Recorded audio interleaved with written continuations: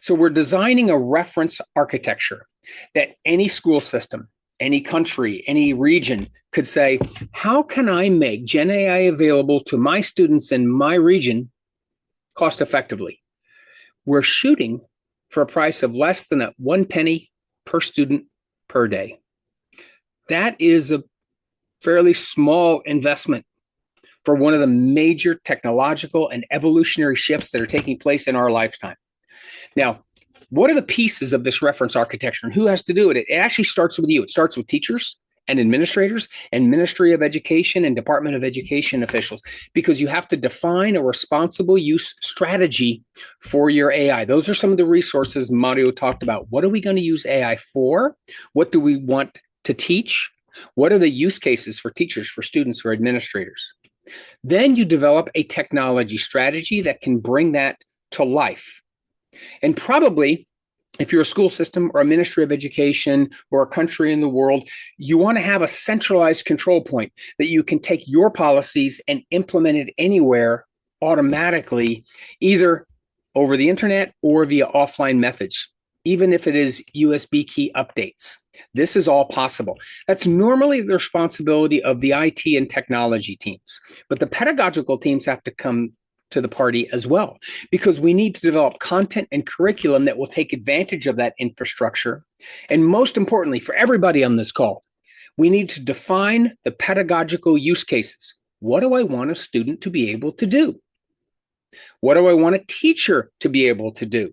Is it build a lesson plan to teach a new subject? Is it to allow the teacher to become competent on a new subject because we're throwing a lot at them? Is it creating quizzes and tests? Is it grading quizzes and tests? All of those use cases need to be defined.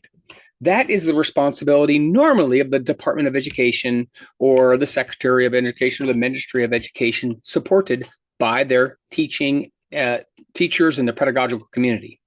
Now, then there's the technology side of the equation as well. In order to bring that strategy to life, you need an AI-capable processor that will run a small language model or a local large language model in a small, cost-effective, power and heat-effective footprint. People like Intel are doing that.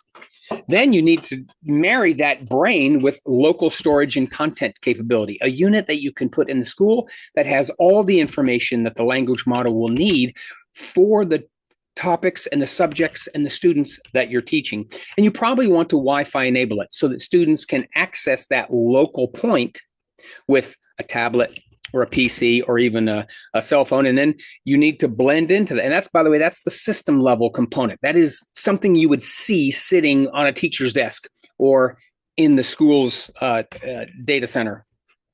Then you need to marry that with a specific language model. And there are many. You'll hear words and names like Claude, BERT, Anthropic, ChatGPT, OpenAI.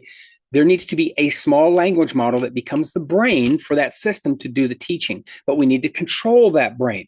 So you need a prompt engineered chatbot. That is the front end. That's the language front end to the brain. That's what Mario talked about when he was talking about promptology. And then you need those guardrails I spoke about. You need to restrict it to certain topics, to certain languages, to certain subjects, to certain age levels and relevancy parameters. That's the AI portion of the system. If you put all that together, you have local schools communicating with the Ministry or Department of Education either regularly or on an ad hoc basis to stay in sync, to stay current, to use the right information, to use the same guardrails. But you take the power of AI and Gen AI and you put it out to every single student.